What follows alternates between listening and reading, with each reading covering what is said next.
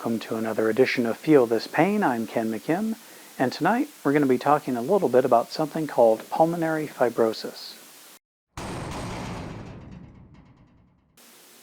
So what is it? Well, simply put, pulmonary fibrosis is the scarring and thickening of tissues inside your lungs, specifically the tissues in and around the air sacs. And as the disease progresses, it becomes more and more difficult for your lungs to push out oxygen into your bloodstream, which, as you might guess, would be a problem eventually, because we need oxygen. So what can cause pulmonary fibrosis? Well, unfortunately, a whole host of things.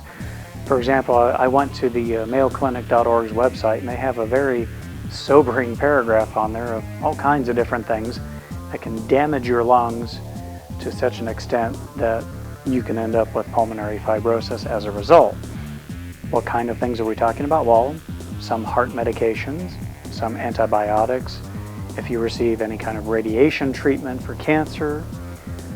The list just goes on. And honestly though, most people that come down with pulmonary fibrosis, and that's the wrong term, come down, it's not a cold.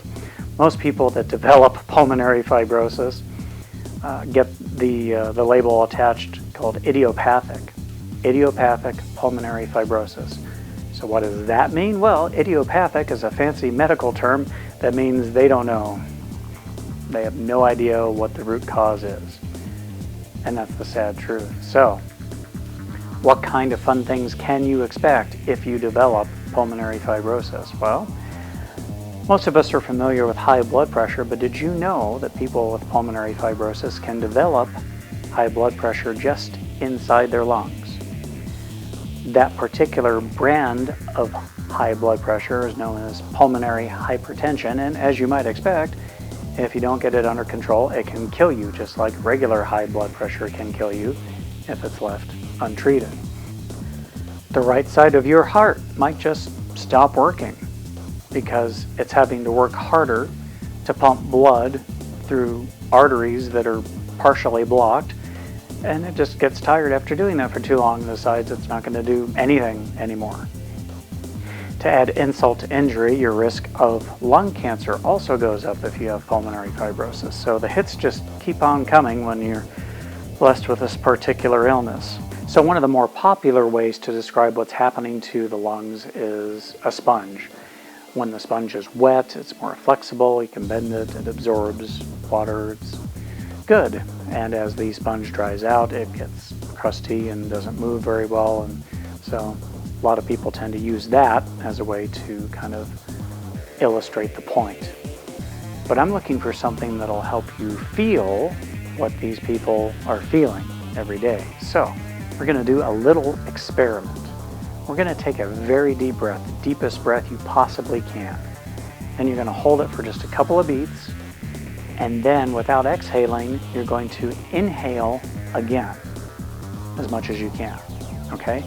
So I'm going to do it. You can do it with me. Ready?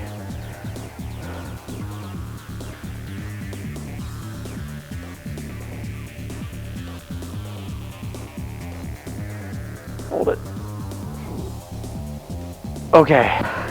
That second breath I took, you saw it, right? That second really short breath. Imagine if that was the extent of your breathing. Think about that. How uncomfortable that would be, how horrible that would feel to live with on a daily basis. Okay? Now, one thing interesting as I was doing my research for this sometimes gets compared to COPD, and I understand that because the symptoms can be very similar as far as what the person experiences who has COPD or pulmonary fibrosis, which is that breathlessness. But they're actually two very different things, okay? COPD belongs to a class of interstitial lung disease that's known as obstructive lung disease. So people that suffer from things like COPD have trouble fully expelling the air from inside their lungs. So when they exhale, not all the air gets out, which means that when they take their next breath, they can't breathe as deep because there's still some air hanging around in there that wasn't expulsed previously. So, and that's called obstructive lung disease. Now, pulmonary fibrosis belongs to a classification of lung disease known as restrictive lung disease, to where the lungs are restricted in some way through, in this case, scar tissue and damage to the lung tissue. They're restricted from inflating fully. So the end result feels pretty similar, but they're two entirely different classifications of lung disease. And I just thought that was kind of interesting, so thought I'd share it with you. The bottom line, though, honestly, is that this is a very serious disease. We're not talking about just being a little bit out of breath. It's serious, and as it progresses, your options for treatment start to become narrower. Now, a lot of people might just jump to the idea of, well, have a lung transplant. That's not a simple thing. Unlike most of the medical shows that you see on TV, lung transplants don't happen overnight. You're very lucky if you find donor lungs that are in any way, shape, or form compatible with you. And once you have the new lungs in there, that's hardly the end of it. Just like with a heart transplant, you're going to have to take some fairly serious medication to stop your body from rejecting the new lungs, because that's not your tissue, so your body sees it as the enemy and tries to expel it, which is not any fun at all.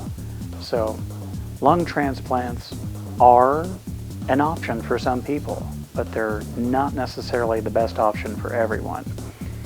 And it's not a cure-all because it comes with its own set of challenges. And that's all we have time for this week. Thank you so much for watching. As always, if you have questions, feel free to send them to me, Ken at don'tpunishpain.com. You can also follow me over on Twitter at don'tpunishpain. If you want to learn more about the chronically ill and how they suffer in society, I would invite you to watch my 32-minute video, The Slow Death of Compassion for the Chronically Ill, which you can also find right here on my YouTube channel. So that's it. Until next time, thank you so much. I'm Ken McKim. You take care.